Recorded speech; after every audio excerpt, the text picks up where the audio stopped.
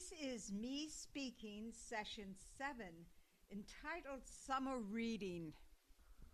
One of my most joyful memories of childhood was going to the library with my mother and sister.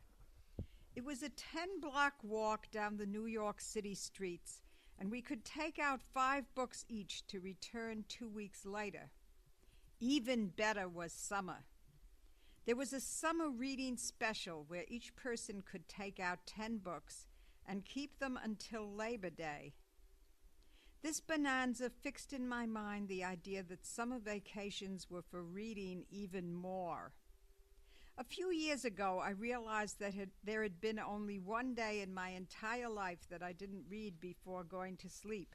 It was on a pilgrimage, and I ran out of books one day short of the airport bookstore. With these memories in mind, I thought I would sneak in a different theme of me speaking, devoted to recommending 3 writers, all friends of mine.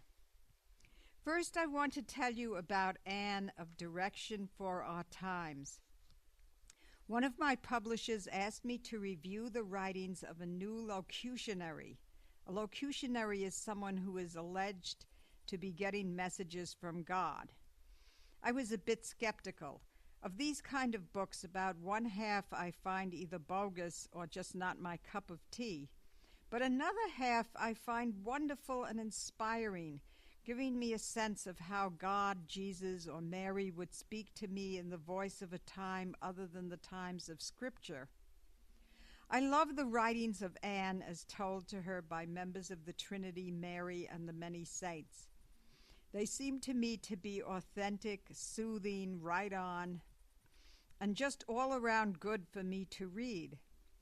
To find out about these inexpensive booklets under the title of Direction for Our Times and the movement that has developed around these locutions, you could go to your web search for Direction for Our Times, and it will be the first entry there for search under Direction for Our Times.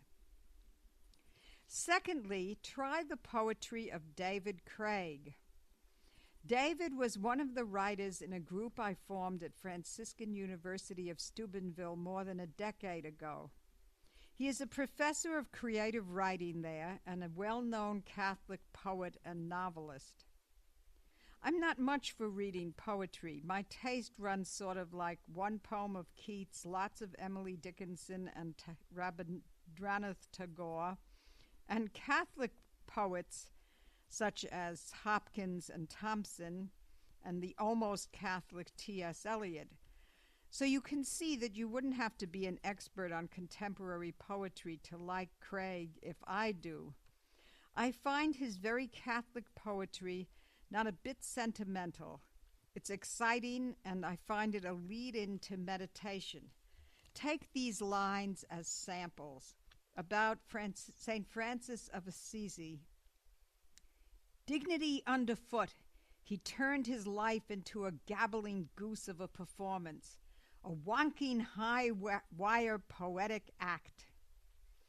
Or concerning the long drawn-out death of little Therese. Death, our little pal with the big teeth, like the piranha my friend has mounted in his kitchen. His latest collection is called Mary's House, and it's published by Idols Press. You can get it by going to www.idolspress.com. Now that Idols is IDYLLS, not IDOL. So that's www.idYLLspress.com. And if you can't get this quickly as I'm reading it, of course, all these sessions are printed up for reading instead of audio. Lastly, maybe you didn't bother to click on my website, the link called New Content. And if you do so, you'll see an item called Emma's Journal, an en route book by Julie Lesh Wiley.